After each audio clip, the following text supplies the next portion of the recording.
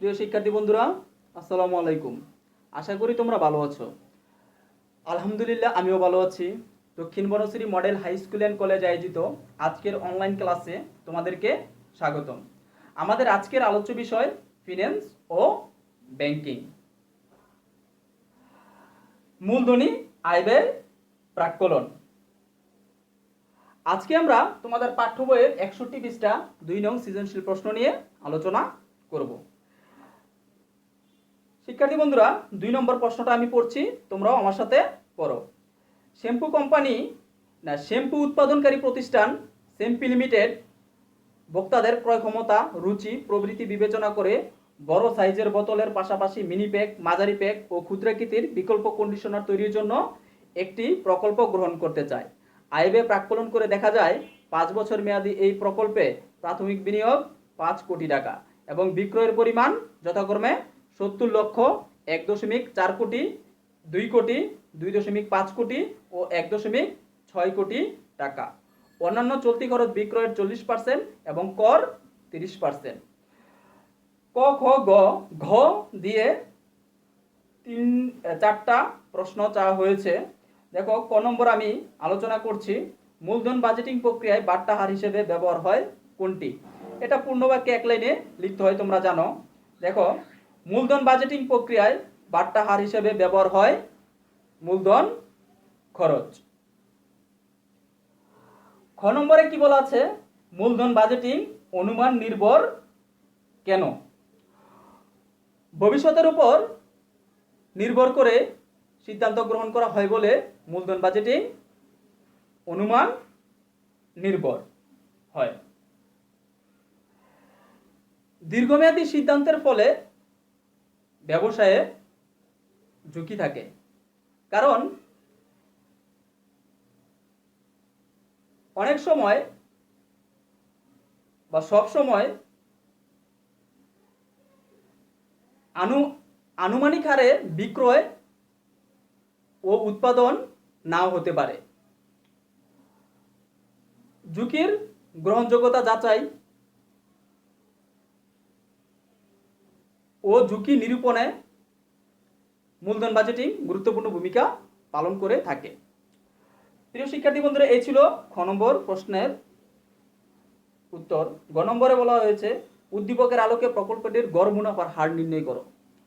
গ নম্বর যেহেতু একটি গাণিতিক সমস্যা, আমি সমাধান করছি। দেখো, গ নম্বরে গড় মুনাফার হার নির্ণয় করতে বলা হয়েছে। গড় মুনাফার হার নির্ণয়। প্রিয় শিক্ষার্থী বন্ধুরা, গড় মুনাফার হার নির্ণয়ে গত ক্লাসগুলোতে আমি আলোচনা করেছিলাম যে বিক্রয়ের পরিমাণ, এখানে তোমাদের পাঠ্য বইয়ে বিক্রয়ের পরিমাণ দেওয়া আছে। এই বিক্রয় থেকে প্রয়োজনীয় খরচগুলো বাদ দিয়ে আমার কি লাগবে? নেট মুনাফা লাগবে। নেট মুনাফা বের করে নিতে হবে, কারণ আমরা জানি কি গড় মুনাফা হার নির্ণয় করতে হলে গড় নেট মুনাফাকে গড় বিনিয়োগ দিয়ে কি করতে হয়? ভাগ করতে হয় এবং 100 দিয়ে গুণ করতে হয়। তাহলে এখানে 5 বছরের নেট মুনাফা আমাকে কি করতে হবে? আমাদেরকে বের করে নিতে হবে। ঠিক আছে? গড় মুনাফা নির্ণয় করার জন্য, নেট মুনাফা নির্ণয় করার জন্য আমাকে একটি ছক করে নিতে হবে। ছকটি দেখো, আমি করে নিচ্ছি। এটা হলো বিবরণ। এখন হলো পরিমাণ টাকা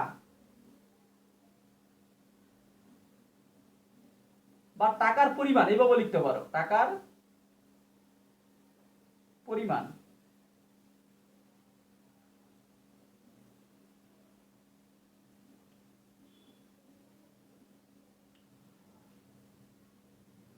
টাকার পরিমাণ। এখানে 5 বছর 5টা, 5 বছরের জন্য 5টা কলাম হবে। এখানে হলো বছর 1, বছর 2, বছর 3, বছর 4, বছর 5। প্রিয় শিক্ষার্থী বন্ধুরা, এখানে প্রাথমিক বিনিয়োগ 5 কোটি, তারপরে যে বিক্রয়ের পরিমাণ বলা আছে 70 লক্ষ, 1.4 কোটি। এই কোটি টাকাগুলোকে আমি লক্ষ টাকায় নিয়ে যাব, ঠিক আছে? তাহলে আমার সুবিধা হবে। যে টাকার পরিমাণ থাকবে এটা হলো লক্ষ টাকায়, ঠিক আছে? তাহলে প্রথমে কি বিক্রয় লিখতে হবে। বিক্রয় থেকে প্রয়োজনীয় খরচগুলো যেহেতু বাদ দিব, তাহলে আগে আমাকে বিক্রয় লিখতে হবে। প্রথম বছর হলো 70 লক্ষ, তারপরে 1.4 কোটি অর্থাৎ কি 1 কোটি 40 লাখ, তাই না? তাহলে 1 কোটিতে 100 লক্ষ আর 40 লাখ, তাহলে কত হলো 140 লক্ষ। তৃতীয় বছরে 2 কোটি অর্থাৎ 200 লক্ষ। তৃতীয় বছরে 2.5 অর্থাৎ 250 লক্ষ। চতুর্থ বছরে ছিল। পঞ্চম বছরে কত হলো 1.6 অর্থাৎ 160 লক্ষ। এখান থেকে আমার প্রয়োজনীয় খরচগুলো বাদ দিতে হবে। চলতি খরচ বলা আছে বিক্রয়ের কত, বিক্রয়ের 40%, অর্থাৎ এখানে যে বিক্রয় আছে এই বিক্রয় থেকে প্রতি বছর আমার 40% কি করতে হবে, বাদ দিতে হবে। দেখো শিক্ষার্থী বন্ধুরা, আমি বাদ দিয়ে দিচ্ছি। 70 লক্ষ ইন্টু 40%, 28। আমি এটা বন্ধনীর ভিতরে আটকে দিলাম, কারণ আমার বোঝার সুবিধার্থে যেগুলো খরচ এগুলো কি হবে, বাদ যাবে। 140 গুণ কত 40%, 56 লক্ষ। 200 লক্ষ ইন্টু 40%,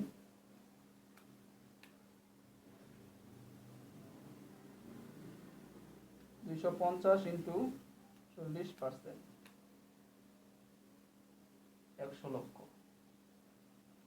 160 ইন্টু 40% অর্থাৎ 64 লক্ষ।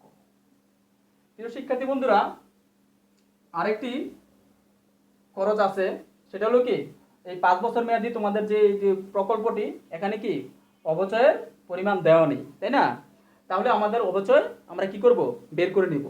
অবচয় আমরা বের করব, দেখো আমি এখানে দেখিয়ে দিচ্ছি অবচয় আমরা কিভাবে বের করব। প্রাথমিক বিনিয়োগ থেকে কি করতে হবে, ভগ্নাবশেষ মূল্য বাদ দিতে হবে এবং প্রকল্পের আয়ুষ্কাল দিয়ে কি করতে হবে, ভাগ করতে হবে। তাহলে এখানে কি 5 কোটি অর্থাৎ এটাও লক্ষ টাকায় নিয়ে যেতে হবে। 5 কোটিতে 5 লক্ষ, এখানে ভগ্নাবশেষ মূল্য নাই, তাই বিয়োগ 5 দিয়ে যদি ভাগ করি তাহলে 100 লক্ষ। 100 লক্ষ। তাহলে অবচয়ের পরিমাণ প্রতি বছর কি থাকে, সমান থাকে 100 লক্ষ। এখানে আমরা সরলরৈখিক পদ্ধতিতে যে পদ্ধতিটা ব্যবহার করা হয়েছে, সরলরৈখিক পদ্ধতিতে বা স্থির কিস্তি পদ্ধতিতে অবচয়ের পরিমাণ নির্ধারণ করেছি। তোমাদের জানার সুবিধার্থে আমি বলে নিতে চাই যে এই যে অবচয়ের পরিমাণ, এখানে বিভিন্ন পদ্ধতি আছে। হ্যাঁ, প্রতিষ্ঠানভেদে তারা যে পদ্ধতি ব্যবহার করে থাকে। এখানে আমি সরলরৈখিক পদ্ধতিতে অবচয় করলাম। তোমরা অবচয়ের বিভিন্ন পদ্ধতি সম্পর্কে যখন উপরের ক্লাসে উঠবে তোমরা বিস্তারিত জানতে পারবে, ঠিক আছে? শুধু তোমাদের জানার জন্য আমি কি বললাম। তাহলে সরলরৈখিক পদ্ধতি, এই পদ্ধতিটাতে অবচয়ের পরিমাণ প্রতি বছর কি থাকে, সমান থাকে, ঠিক আছে? এই কারণে প্রতি বছর কি 100। তোমরা এইভাবেই করবে, ঠিক আছে, অবচয়ের পরিমাণ নির্ধারণ। এখন আমি কি করব, খরচগুলো বাদ দিব। বিক্রয় থেকে খরচগুলো বাদ দিব। বিয়োগ 28, 70 লক্ষ থেকে 28 লক্ষ আর 100 লক্ষ বাদ। এখানে ব্যয়ের পরিমাণ বেশি, আয়ের পরিমাণ কি কম, তাই আমার এখানে কি হলো, এটা হলো আমার কর পূর্ব, এখানে আমার ক্ষতি হলো, মানে এটা কর পূর্ব ক্ষতি। 140 বিয়োগ 56 বিয়োগ 100, এখনো আমার কি হলো, ক্ষতি হলো 16 লক্ষ। ক্ষতিটা আমি বন্ধনীতে আটকে দিচ্ছি বোঝার সুবিধার্থে। এখানে মুনাফা হয়েছে, আয় থেকে ব্যয় কম, বন্ধনীতে আটকে আনলাম না, এটা দ্বারা বোঝা গেল এটা কি প্লাস 20 লক্ষ, যেহেতু আমার মুনাফা হয়েছে। পরবর্তীটা এখানেও কি আমার মুনাফা হয়েছে, এটা থেকে খরচ দুইটা বাদ দিলে মুনাফা। তো 60 বিয়োগ 64 মাইনাস, এখানে কি, এখানে আমার ক্ষতি হয়েছে। এখন কি বাদ কর, কর কত 30%। আমরা জানি ক্ষতি বা লোকসান হলে কর নির্ধারণ করার কি প্রয়োজন নেই। তাহলে আমি এই যে তৃতীয় বছর আর চতুর্থ বছর আমার মুনাফা হয়েছে, তাই আমি কি করব, এটা আমি লিখে দিচ্ছি, এটা হলো কর পূর্ব মুনাফা অথবা ক্ষতি। ঠিক আছে শিক্ষার্থী বন্ধুরা, কর পূর্ব মুনাফা অথবা ক্ষতি, তোমরা যাতে বুঝতে পারো। 30%, এই মুনাফার 30% কত 6 লক্ষ, 20-এর 30% হলো 6, পরে 50 ইন্টু 30% কত হলো 15। দেখো শিক্ষার্থী বন্ধুরা, এখন আমি কি পাবো, বিয়োগ করার পর নিট মুনাফা বা ক্ষতি, নিট মুনাফা, মুনাফা অথবা ক্ষতি। তাহলে প্রথম বছর তো আমার কি ক্ষতি, দ্বিতীয় বছর আমার ক্ষতি হলো, এখান থেকে কর বাদ দিয়ে কত হলো 14 লক্ষ লাভ হলো। এখানে 35 লক্ষ, 15 লক্ষ বাদ দিলে, 50 থেকে 15 বাদ দিলে 35 লক্ষ, এখানে কি আমার যথারীতি ক্ষতি। প্রিয় শিক্ষার্থী বন্ধুরা, আমি প্রতি বছরের নিট মুনাফা বা ক্ষতি পেয়ে গেলাম। এখন আমার গড় মুনাফার হার বের করতে লাগবে আমার গড় নিট মুনাফা আর কি গড় বিনিয়োগ। প্রিয় শিক্ষার্থী বন্ধুরা, আমি এটা মুছে দিচ্ছি, তোমরা খাতায় উঠিয়ে নিবা। এটা আমি মুছবো না নিচের টুকু, কারণ এখান থেকে আমার তথ্য নেওয়া লাগবে। এখানে গড় নিট মুনাফা, তাহলে প্রথম বছর কি ক্ষতি হয়েছিল, নিট ক্ষতি, তাই এটা হলো মাইনাস, তারপরে ক্ষতি হয়েছিল এটাও মাইনাস, তারপরে লাভ হয়েছে এটা, এই কারণে এটা প্লাস করতে হবে, তারপরে মুনাফাটা কি প্লাস করতে হবে, তারপরে ক্ষতি হয়েছে এই কারণে এটা কি মাইনাস করে নিলাম। এখানে মোট 5 বছরের মুনাফা বা ক্ষতি 5 দিয়ে ভাগ করতে হবে। দেখো বিয়োগ 58 বিয়োগ 16 যোগ 14 যোগ 35 বিয়োগ 4 অর্থাৎ বিয়োগ 29। এখানে ক্ষতির পরিমাণ বেশি, তাই এটা মাইনাস আসবে। আর 5 দিয়ে যদি আমি ভাগ করি 5.8 লক্ষ। প্রিয় শিক্ষার্থী বন্ধুরা, এখন দেখো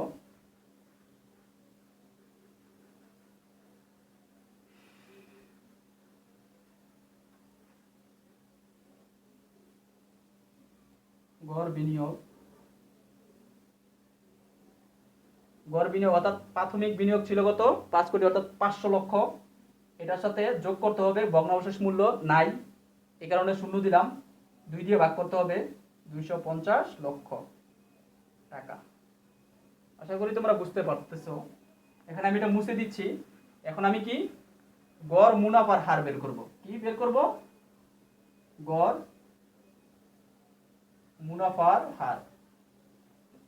দেখো গড় মুনাফার হার, এখানে গড় নিট মুনাফা লাগবে, কত লাগবে, গড় নিট মুনাফা আমি তো মুছে দিয়েছি, এই যে এখান থেকে আমি নিচ্ছি, কত ছিল গড় নিট মুনাফা 5.8 লক্ষ ছিল, আর গড় বিনিয়োগ কত পেলাম 250 গুণ কত 100। তোমরা সূত্রটা লিখেও নিতে পারো, আমি সরাসরি কি মানটা বসিয়ে দিলাম। আমার ক্যালকুলেটরেও এখন মানটা আছে, আমি 250 দিয়ে ভাগ করে দিচ্ছি গুণ 100, 2.32%। প্রিয় শিক্ষার্থী বন্ধুরা, এই ছিল গড় মুনাফার হার। গ নম্বরে কি বলা আছে? ঘ নম্বরে বলা আছে যে সেমপি লিমিটেড কোম্পানির বিনিয়োগ ক্ষেত্রটির জন্য মূলধন বাজেটিং এর গুরুত্ব মূল্যায়ন করো।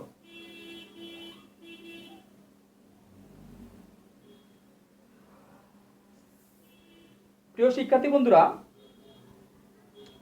প্রশ্নটি তোমরা এভাবে লিখতে পারো যে সেমপি লিমিটেড যে দীর্ঘমেয়াদী বিনিয়োগ ব্যবস্থা গ্রহণ করেছে, মূলধন বাজেটিং এর একটি গুরুত্বপূর্ণ প্রক্রিয়া। প্রিয় শিক্ষার্থী বন্ধুরা, একটি কোম্পানির মূল লক্ষ্য হলো কি? মুনাফা অর্জন। এই মুনাফা অর্জনে মূলধন বাজেটিং গুরুত্বপূর্ণ ভূমিকা পালন করে থাকে। একটি প্রতিষ্ঠান নগদ প্রবাহ পাবার আশায় বা মুনাফা পাবার আশায় তার বিনিয়োগযোগ্য তহবিল উপার্জনকারী সম্পত্তিতে বিনিয়োগ করে থাকে। এই যে মুনাফা অর্জন লক্ষ্য, তাই না? প্রতিষ্ঠানের লক্ষ্য কি? মুনাফা অর্জন এবং নগদ প্রবাহ পাওয়ার আশায় প্রতিষ্ঠান বিনিয়োগ করে থাকে। এই লক্ষ্য অর্জনে মূলধন বাজেটিং প্রতিষ্ঠানকে সহায়তা করে থাকে। স্থায়ী সম্পত্তি ক্রয়, সংযোজন, আধুনিকায়ন, প্রতিস্থাপন এ সমস্ত সিদ্ধান্ত গ্রহণে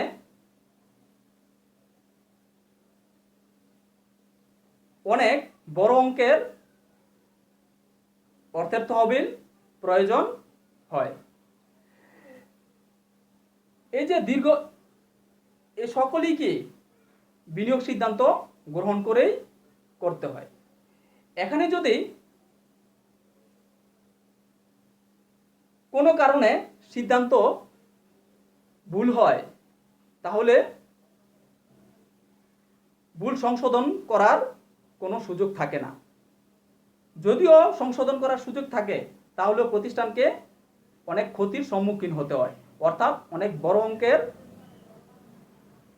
তহবিলে কি মাসুল দিতে হয়।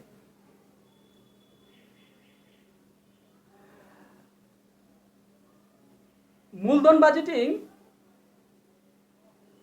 যেহেতু ভবিষ্যতের উপর নির্ভর করেই কি মূলধন বাজেটিং এর সিদ্ধান্ত গ্রহণ করতে হয়, তাই এটা অনুমান নির্ভর হয়ে থাকে।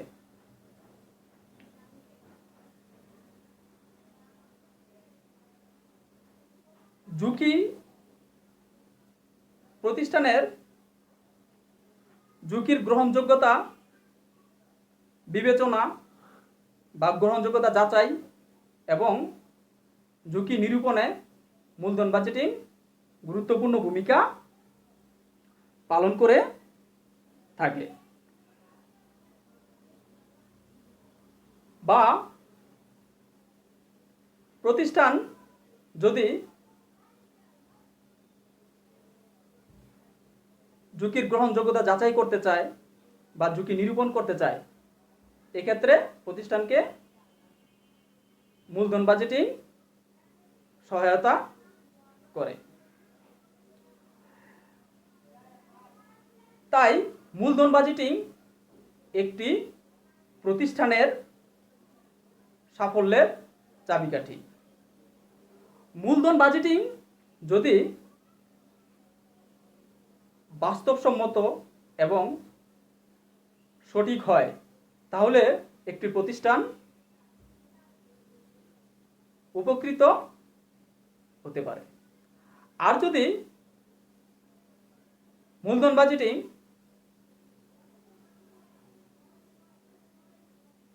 ব্যর্থ হয়, তাহলে একটি প্রতিষ্ঠান ব্যর্থতার সম্মুখীন হয়ে থাকে। তাই মূলধন বাজেটিংয়ে একজন ব্যবসায়ীকে অত্যন্ত দক্ষতার পরিচয় দিতে হয়। প্রিয় শিক্ষার্থী বন্ধুরা, আমি গ নম্বর এই যে সেমপি লিমিটেড কোম্পানির বিনিয়োগ ক্ষেত্রটির জন্য যে মূলধন বাজেটিংয়ের গুরুত্ব যে মূল্যায়ন করতে বলা হলো, আমি আলোচনা করে দিয়েছি। তোমরা এইভাবে সাজিয়ে প্রশ্নটি কি গ নম্বরের উত্তরটি তোমরা লিখতে পারো। প্রিয় শিক্ষার্থী বন্ধুরা, তোমরা এই 2 নং প্রশ্নটি কি এইচডব্লিউ করবে, ঠিক আছে? 2 নং এইচডব্লিউ থাকবে। আজ এই পর্যন্তই।